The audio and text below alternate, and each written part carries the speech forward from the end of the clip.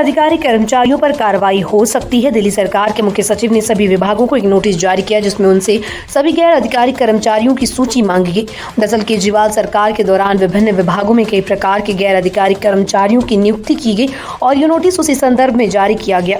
मुख्य सचिव ने दिल्ली सरकार के सभी विभागों से कहा है कि वो अपने पास कार्यरत सभी गैर अधिकारी कर्मचारियों की सूची तैयार करें और इसे जल्द से जल्द जमा करें।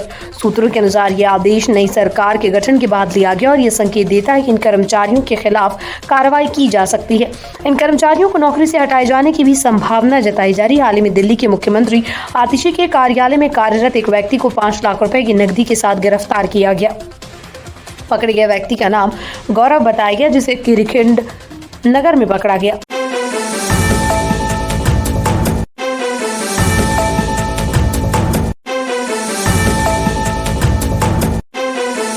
किसान नेता जगजीत सिंह डल्लेवाल के लिए शुक्रवार का दिन बेहद दुखद रहा जब उनकी पोती राजंदी कौर का निधन हो गया। राजंदी लंबे समय से बीमार थे और अस्पताल में इलाज चल रहा था। उनके निधन के बाद भी डल्लेवाल ने अपने व्यक्तिगत शोक को छोड़कर किसानों की आवाज को ऊंचा रखने के लिए केंद्र सरकार से वार्ता में भाग लेने का फैसला किया। जगजीत सिंह डल्लेवाल जो पिछले 81 दिनों से अनशन पर थे ने पहले ही प्रतिबद्धता जताई थी कि वो 14 फरवरी को केंद्र सरकार के साथ किसानों की वार्ता में भाग लेंगे।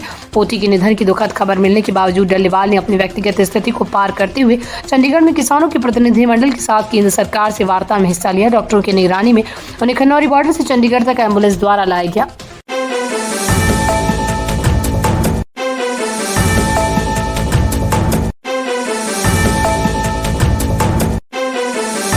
प्रधानमंत्री नरेंद्र मोदी और अमेरिकी राष्ट्रपति डोनाल्ड ट्रंप के बीच हाल ही में वाशिंगटन डीसी में महत्वपूर्ण मुलाकात हुई। इस बैठक के दौरान दोनों नेताओं ने द्विपक्षीय व्यापार, रक्षा, ऊर्जा और अन्य महत्वपूर्ण मुद्दों पर चर्चा की। हालांकि ट्रंप ने अपनी प्रेस कॉन्फ्रेंस में भारत द्वारा लगाए गए टैरिफ को लेकर चिंता जताई, लेकिन प्रधानमंत्री मोदी ने कहा दोनों देशों के रिश्तों को आगे बढ़ाने के लिए व्यापार, रक्षा और अन्य क्षेत्रों में सहयोग को मजबूत किया जाएगा। प्रेस कॉन्फ्रेंस में ट्रंप ने कहा कि अपने कार्यकाल में वो भारत को टैरिफ घटाने के लिए राजी नहीं कर पाए थे, लेकिन अब उन्होंने स्पष्ट किया कि जो भी टैरिफ भारत लगाएगा अमेरिका भी वही टैरिफ लगाएगा। उन्होंने इसे दोनों देशों के लिए फायदेमंद बताया। इस बयान के बाद हालांकि व्यापार को लेकर कुछ तनाव की स्थिति नजर आई, लेकिन प्रधानमंत्री मोदी ने ट्रंप से मुलाकात के दौरान द्विपक्षीय व्यापार को बढ़ाने और रक्षा सहयोग को मजबूत करने की बात की।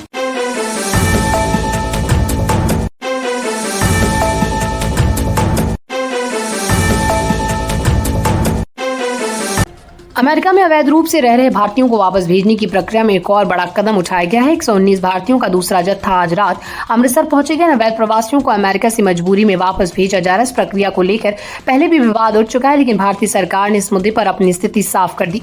ये जत्था शनिवार रात 10 बजे अमृतसर पहुंचेगा, जो अमेरिकी मिलिट्री विमान से आ रहा है। इस विमान में कुल 119 भारतीय नागरिक होंगे जिन्हें अमेरिका से वापस भेजा जा रहा है। पहले भी इस तरह के कदम उठाए गए और ये दूसरा जत्था जिसे अमेरिका से भारतीय धरती पर भेजा जा रहा है। इससे पहले 104 अवैध प्रवासी भारतीयों का पहला जत्था इस महीने की शुरुआत में अमृतसर आया था।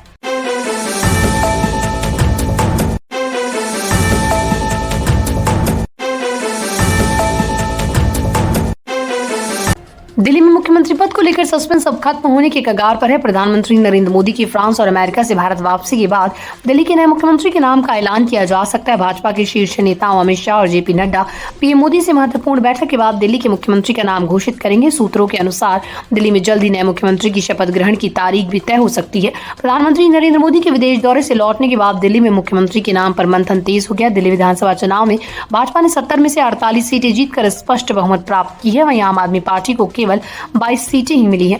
इस परिणाम के बाद दिल्ली में सत्ता की बागडोर अब भाजपा के हाथों में आ गई। दिल्ली के मुख्यमंत्री पद पर भाजपा के निर्णय को लेकर अब सभी की नजरें इस बैठक पर टिकी हुई हैं, जो प्रधानमंत्री मोदी, अमित शाह और जेपी नड्डा की मौजूदगी में होने वाली है।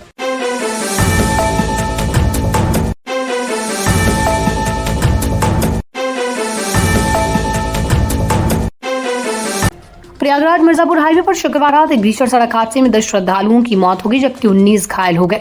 यह हादसा उस समय हुआ जब एक बोलेरो कार और एक बस के बीच टक्कर हो गई। श्रद्धालु छत्तीसगढ़ के कोरबा जिले से महाकुंभ स्नान के लिए प्रयागराज जा रहे थे। हादसा इतना भयंकर था कि बोलेरो कार बुरी तरह से क्षतिग्रस्त हो गई और उसमें सवार सभी 10 श्रद्धालुओं की मौके पर ही मौत हो गई। घटना शुक्रवार रात करीब 2 बजे की है जब बोलेरो कार छत्तीसगढ़ के कोरबा जिले के श्रद्धालुओं को लेकर प्रयागराज के महाकुंभ स्नान के लिए जा रही थी। ये Bolero car Prayagraj Mirzapur highway पर मनु के पूरा गाँव के पास पहुंची थी, तभी सामने से आ रही एक बस से जोरदार टक्कर हो गई। टक्कर इतनी भीषण थी जिसका शोर काफी दूर तक सुना गया। बोलेरो कार के परखच्चे उड़ गए। उसमें सवार सभी श्रद्धालु गंभीर रूप से फंसे गए हुए हैं। हादसे की जानकारी मिलते ही पुलिस और बचाव टीम मौके पर पहुंची।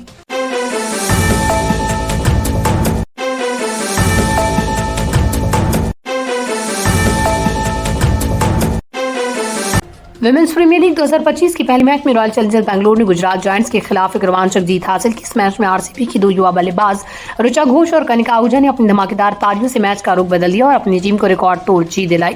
विमेंस प्रीमियर लीग 2025 का आगाज धमाकेदार रहा और पहले मैच में रॉयल चैलेंजर्स बैंगलोर ने गुजरात जायंट्स को हराया। इस हाई स्कोरिंग मुकाबले में गुजरात ने आरसीबी के सामने 202 रन का लक्ष्य रखा, लेकिन आरसीबी की शुरुआत बहुत खास नहीं रही। पहले ओवर में कप्तान स्मृति मंधाना का विकेट गिरने के बाद टीम का स्कोर 13 रन था, जिसके बाद डैनी वाइट भी कुछ खास नहीं कर पाई। टीम ने 14 रन पर ही दूसरा विकेट खो दिया।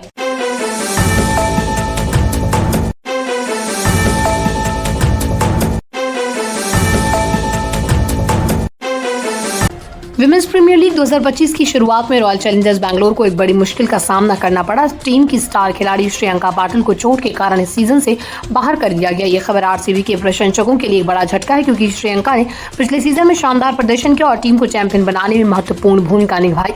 रॉयल चैलेंजर्स बैंगलोर की टीम ने विमेंस प्रीमियर लीग 2025 के पहले मैच में गुजरात जायंट्स को 6 विकेट से हराकर शानदार शुरुआत की। टीम ने 202 रनों का पीछा करते हुए मैच जीतने का रिकॉर्ड बनाया। हालांकि इस ऐतिहासिक जीत के बावजूद आरसीबी की मुश्किलें बढ़ गई। रिपोर्ट्स के अनुसार श्रेयंका पाटिल, जो टीम की प्रमुख स्पिनर है, इस सीजन से बाहर हो गए। श्रेयंका पाटिल को चोट के कारण इस सीजन में नहीं खेला जा सकेगा। वहीं पहले मैच में भी टीम की प्लेइंग 11 में नहीं थी और मैच के दौरान भी उन्हें टीम के साथ नहीं देखा गया।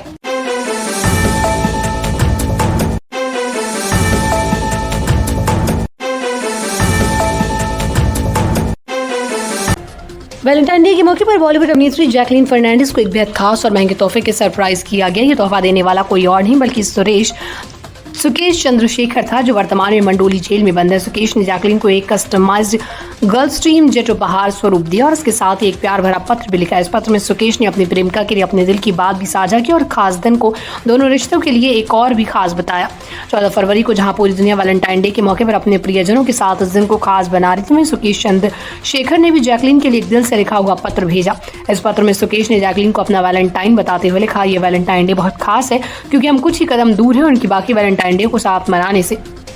उसने आके लिखा, बेबी मैं तुमसे बहुत प्यार करता हूँ, तुम इस दुनिया की सबसे बेहतरीन वैलेंटाइन हो। मैं तुम्हें पागलों की तरह चाहता हूँ। तुम जानती हो कि वैलेंटाइन डे हमारे लिए कितना खास है, क्योंकि हमारा रिश्ता इस दिन से ही शुरू हुआ था।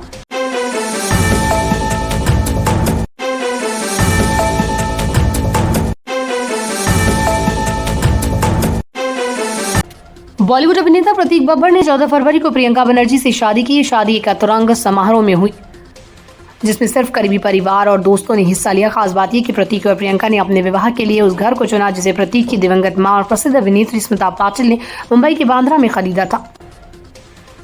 अब प्रतीक ने खुलासा किया है कि उन्होंने अपनी मां के घर में शादी क्यों की और बब्बर परिवार को शादी में क्यों नहीं बुलाया। वोग इंडिया से बात करते हुए प्रतीक ने अपनी शादी के स्थल के महत्व के बारे में बताया। उन्होंने कहा, हमने घर की शादी की योजना बनाई थी और अपनी जिंदगी के प्यार से इस घर में शादी करना, ये वही घर है जो मेरी माँ ने खरीदा और मेरे भी घर है।